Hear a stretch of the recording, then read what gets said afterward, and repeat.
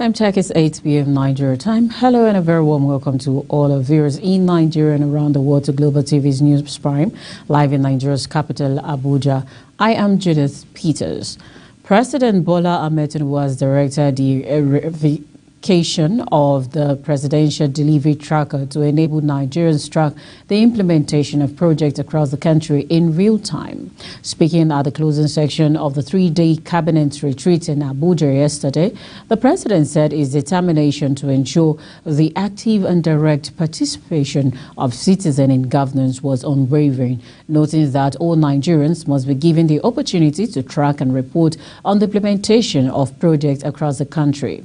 Tinubu said he had asked a special advisor on policy and coordination, Hadiza Bala Usman, to immediately reactivate the tracking system in a way that maximally leverages on cutting-edge digital innovation to provide real-time oversight capability for the benefit of all Nigerians.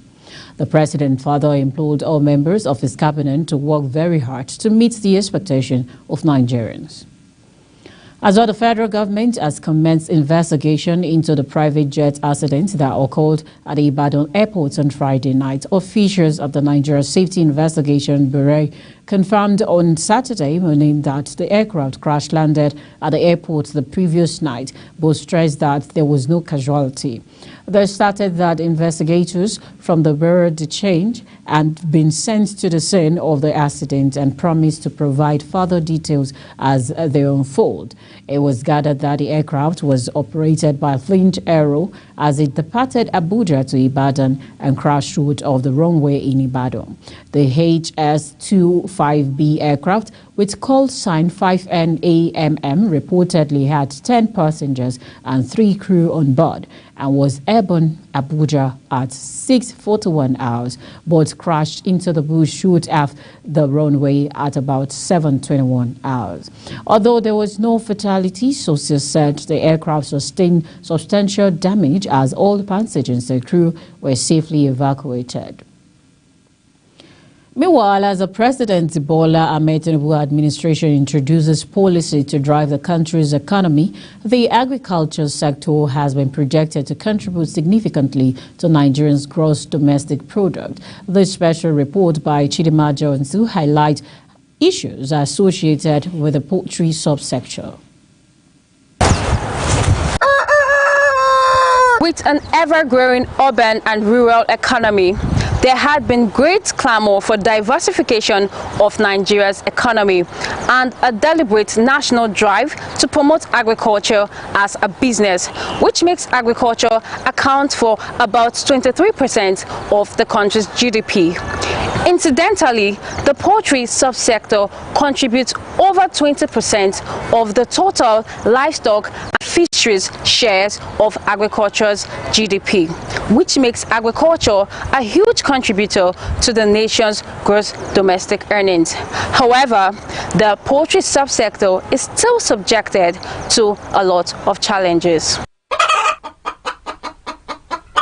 This special report focuses on the intricacies of poultry farming in Nigeria, how agricultural policies affect the business of poultry farming, and the impact the ban, which was recently lifted, will have on the poultry farming business in Nigeria. Even with the increased focus on poultry farming, the poultry subsector has experienced a lot of challenges over the years, which has impacted the business. I think when we are talking about the challenges of poultry in Nigeria, the challenges are so enormous, but to highlight few of it, like in recent time, we had a COVID-19 pandemic, which really hit the industry so greatly that some of the farms were closed. We also have this cash crunch of cashless policy of CBN, which also posed a lot of threats to the industry, that many farms were closed down, especially in FCT here. Even more so, with the recent lifting of ban on poultry items, what sort of impact would this have on the industry, positive or negative? The idea of lifting the ban on this poultry product, I wouldn't say it's a bad one, but it has its attending negative impact. on the production in the country. If the ban is being lifted, it will affect the local production actually. Most of those imported products, we can't ascertain the level of, health safety. Okay. Yes, in it, because most of them, you don't know how they have been preserved over time before they have been imported into the country. The state of emergency declared on food security is a very laudable program of His Excellency President Bola Ahmed Tinubu. As a fast-developing subsector that contributes over 20% of agricultural GDP, what developmental policies and action plan are being put in place to build the poultry industry? There are a lot of policies and programs, but as we always experience, the implementation is always the problem. Because even in FCT here, I have worked directly with the Animal Husbandry Development. We came up with a good policy. And what are the key issues that needs to be addressed to secure continued growth for Nigeria's poultry industry? The key things that need to be, put in place. First of all, most of these farmers need funds for those in the sector, because most times we also want to access credit facility. The term and the condition are not too favorable. The road to most of these farms are very bad, that hamper the success that ordinarily the farmers would have achieved. In a recent interview, the Minister of Agriculture, Senator Abubakar Kyari, expressed readiness by the ministry to tackle challenges faced by poultry farmers as well as challenges of food security, in corroboration with the President's declaration of a state of emergency on food security. In mere mentioning in his renewed agenda, renewed hope agenda, and I also see that hope, that commitment in him when he declared the food emergency in the country on the first day. However, in what practical ways will these drastic measures effectively revive the nation's food and agricultural sector? Well, that remains to be seen by Nigerians. Chidima Jawasin, Global TV News. The Zungeru hydropower project is estimated to generate 2.64 billion kilowatts of electricity annually. In a document from the Chinese embassy in Abuja on Saturday, the project amounted to $1.3 billion and it is to generate 2,630 gigawatts energy with a total installed capacity of 700 megawatts. The document reads the project, which cost about $1.3 billion, is the biggest power project completed in Nigeria in the past 10 years and one of the biggest power projects in Africa to avail preferential loan facility from the Export-Import Bank of China.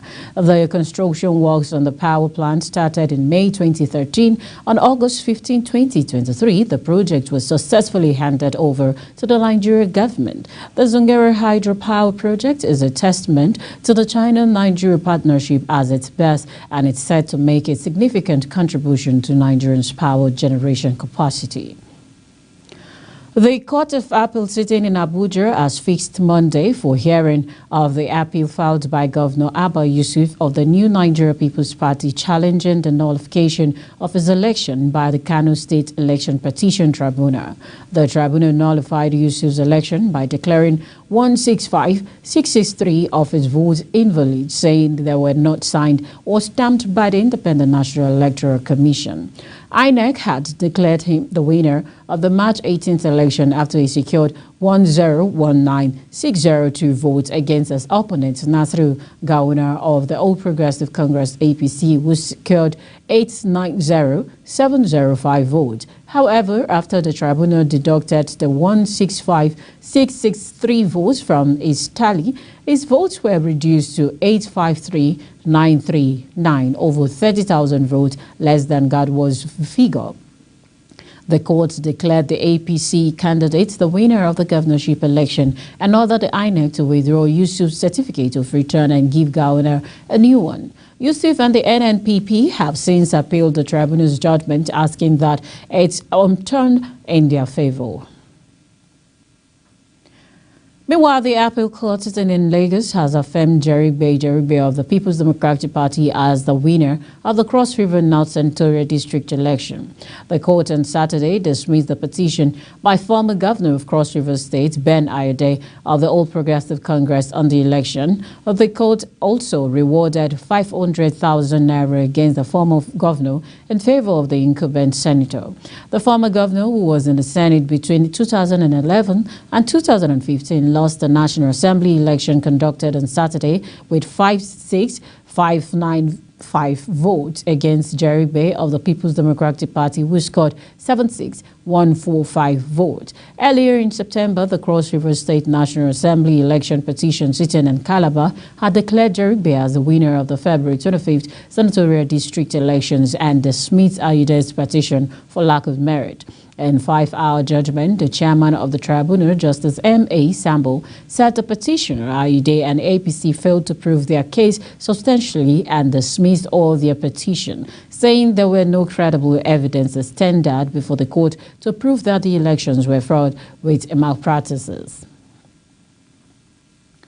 As the organized labor on Friday declared Wednesday, 8 November 2023, a nationwide strike following the Monday's manhandling of the national president of the Nigeria Labour Congress, NLC, Joe Ajaero, in Imo State. Deputy President of NLC, Adewale Adeyoju, and the Deputy President of the Trade Union Congress of Nigeria, TUC, in a joint briefing with journalists in Abuja, gave implementation of 6-point demands to the federal government to avert the looming strike. Among the demands are the immediate removal of the Imo State Commissioner of Police, area commander, and other state government officials fingered in the alleged brutalization of Ajaero and other workers who were immolated in the assault. You're watching Global TV News Prime, coming to you live from Nigeria's capital, Abuja. We're on StarTimes channel 276. Kindly follow us across our social media platform using the Global TV NG and other handles now showing on your TV screen. When the News Prime returns, Pension Transitional Agreements Directorate says 50,000 ghost workers removal from pension payroll brews conflict. The news continues shortly with details of these and other stories right after the short break. Please don't go away.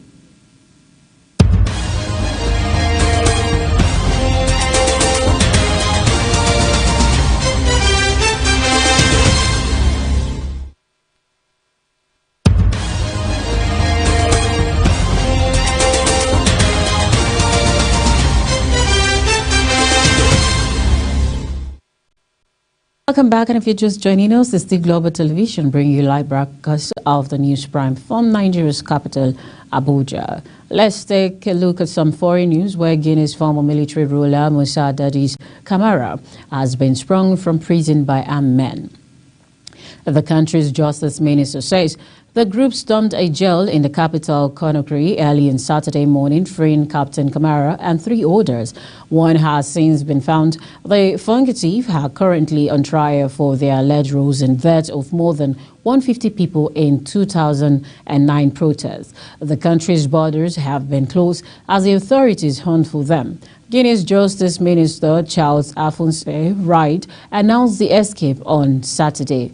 Gunshots were heard in Conakry. Sitting before then, the city's center was cordoned off and military vehicles were also seen on the street. Among other reported to have escaped were Colclad Piver, a former government minister who is accused of also being involved in the murder of people at Conakry Stadium on 28 September 2009. At least 157 people died when troops attacked people protesting against military rule. Scores of women were raped. So the health ministry in Amazon, Gaza, said at least 15 people were killed Saturday when a UN school sheltering thousands of displaced Palestinians was hit by an Israeli strike.